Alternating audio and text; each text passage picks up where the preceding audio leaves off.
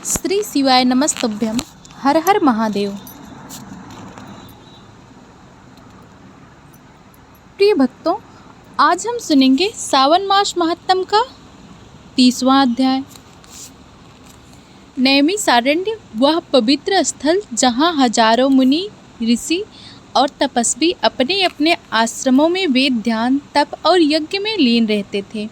सूर्योदय की स्वर्णिम किरणें जंगल की हरियाली पर बिखरी हुई थी। सुगंधित पुष्पों की महक वातावरण को भक्ति भाव में डुबो रही थी। चारों ओर शंखनाद और वेद मंत्रों की गूंज मानो स्वयं ब्रह्मांड को पवित्र कर रही हो। सौनक ऋषि अपने आसन पर विराजमान थे। चारों ओर उनके शिष्य और अन्य मुनि मंडली, सभी की दृष्टि एक दिशा में टिकी थी, जहाँ से महान ज्ञानी सुत जी आ रहे थे। उनके आगमन के साथ ही वातावरण और भी आध्यात्मिक हो उठा। सौनक ऋषि ने करबद्ध होकर कहा, हे सुत जी, आपने सावन का महात्म्य अनेक अध्यायों में विस्तार से सुनाया, परंतु हम यह जानना चाहते हैं कि सावन मास के अंत में, विशेषकर पूर्णिमा तिथि पर, क्या कोई ऐसी कथा या व्रत है जो मनुष्य को समस्त पापों से मुक्त कर दे और उसे भक्ति भाव में दृढ़ कर दे? कृपया इसके बारे में विस्तार से बताइए। सुत जी का उत्तर। सुत जी ने गंभीर स्वर में उत्तर दिया, हे मुनि श्रेष्ठ, आपका प्रश्न अत्यंत कल्याणकारी है। सावन मास का अंतिम अध्याय वास्तव में भक्तों के लिए अमूल्य रत्न के समान है। इसमें भगवान शिव और माता पार्वती के दिव्य संवाद का वर्णन है और साथ ही रक्षाबंधन पूर्णिमा का पवित्र महात्म्य भी। मैं आपको यह कथा विस्तार से सुनाता हूँ ताकि जो भी इसे सुने या सुनाए वह जीवन भर सुख, समृद्धि और ईश्वर की प्राप्ति कर पाए। एक बार कैलाश पर्वत पर माता पार्वती ने भगवान शंकर से पूछा, स्वामी, सावन मास में तो मैंने अनेक व्रत और पूजन का महत्व सुना, परंतु इस मास की पूर्णिमा का क्या विशेष महत्व है? क्या इस दिन कोई ऐसा व्रत या कर्म है जो स्त्रियों, पुरुषों, भाई बहनों और परिजनों के लिए विशेष फलदायी हो? भगवान शिव मुस्कुराए। उनकी जटाओं से मंद मंद गंगा जल टपक रहा था। उन्होंने प्रेम पूर्वक कहा, देवी, आज मैं तुम्हें उस व्रत और तिथि का वर्णन करूंगा जो न केवल भाई बहन के प्रेम को अमर करता है बल्कि समस्त संकटों से रक्षा भी करता है। यह है रक्षाबंधन पूर्णिमा। रक्षाबंधन की उत्पत्ति। शिव जी बोले, प्राचीन काल में जब देवताओं और असुरों में भीषण युद्ध हुआ तब असुरों का पलड़ा भारी पड़ने लगा। देवताओं के राजा इंद्र चिंतित हो गए। उनकी पत्नी देवी सची अत्यंत भक्ति भाव से भगवान विष्णु के पास गई और रक्षा का उपाय पूछा। भगवान विष्णु ने कहा, हे देवी, आज श्रावण मास की पूर्णिमा है। तुम इंद्र के हाथ में रक्षा सूत्र बांधो और मंत्रोच्चारण के साथ उनकी दीर्घायु और विजय की कामना करो। देवी सची ने वैसा ही किया। जो ही रक्षा सूत्र इंद्र के हाथ में बंधा, उनमें अद्भुत शक्ति आ गई।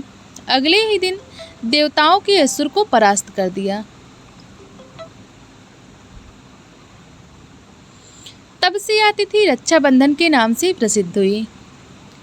इतना कहते ही कथा सुनने के बीच आकाश में वीणा की मधुर ध्वनि गूंजी। सभी ने ऊपर देखा। नारद मुनि आ रहे थे। चेहरे पर अद्भुत तेज, हाथ में वीणा और होठों पर नारायण नारायण। वे सीधे सौनक ऋषि और सुत जी के पास आए और बोले, मुनिवर, मैं स्वयं उस समय उपस्थित था जब कैलाश पर यह शिव पार्वती संवाद हुआ था। उस दिन माता पार्वती ने शिव जी से केवल रक्षाबंधन का महत्व ही नहीं बल्कि सावन पूर्णिमा के उपवास, स्नान और दान के लाभ भी पूछे थे।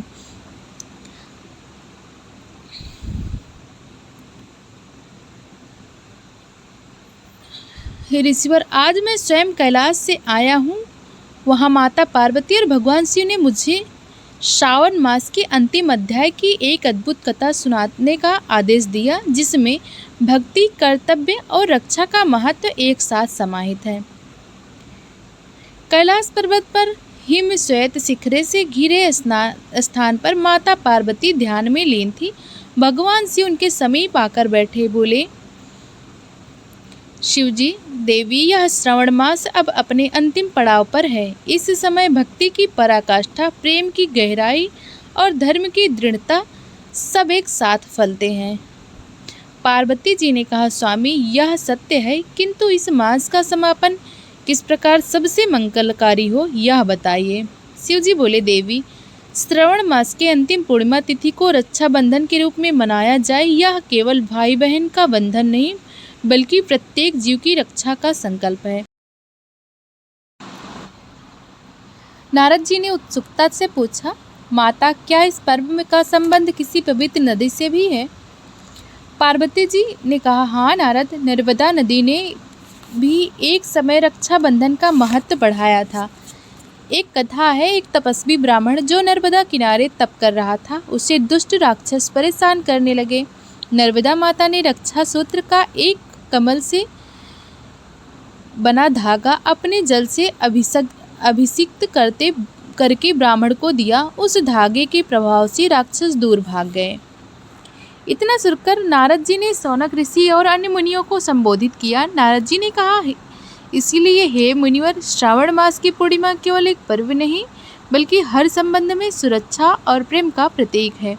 चाहे वह देवताओं का हो, भाई बहन का हो, गुरु शिष्य का या नदी और साधक का। सभी मुनियों के हृदय में इस कथा का भाव उतर गया। उन्होंने निश्चय किया कि इस वर्ष से वे रक्षाबंधन को केवल एक पारिवारिक पर्व नहीं बल्कि संपूर्ण सृष्टि के कल्याण हेतु रक्षा संकल्प के रूप में मनाएंगे। भाइयों और बहनों, सावन मास के इस अंतिम अध्याय की कथा यही पूर्ण होती है। भोलेनाथ माता पार्वती के इस दिव्य संवाद से हमें यह सीख मिलती है कि भक्ति, प्रेम और विश्वास जीवन के हर संकट को पार करा देते हैं। नैमिषारण्य की पावन धरती से लेकर रक्षाबंधन के पवित्र व्रत तक हर कथा हमें अपने रिश्तों, अपनी परंपराओं और अपने धर्म से जोड़ती है। जो भी इस मास में शिव जी का ध्यान करता है, भोलेनाथ उसके जीवन में सुख, शांति और समृद्धि की वर्षा करते हैं। तो आइए इस पावन सावन में हम सब मिलकर शिव का नाम स्मरण करें। हर हर महादेव। अगर आपको यह कथा पसंद आई हो तो इसे लाइक ज़रूर करें, अपने दोस्तों और परिवार के साथ शेयर करें और ऐसे ही प्रेरणादायक व भावपूर्ण कथाओं के लिए हमारे चैनल को सब्सक्राइब करना ना भूलें।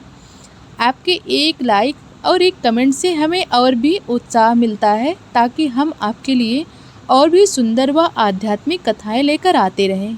जय भोलेनाथ।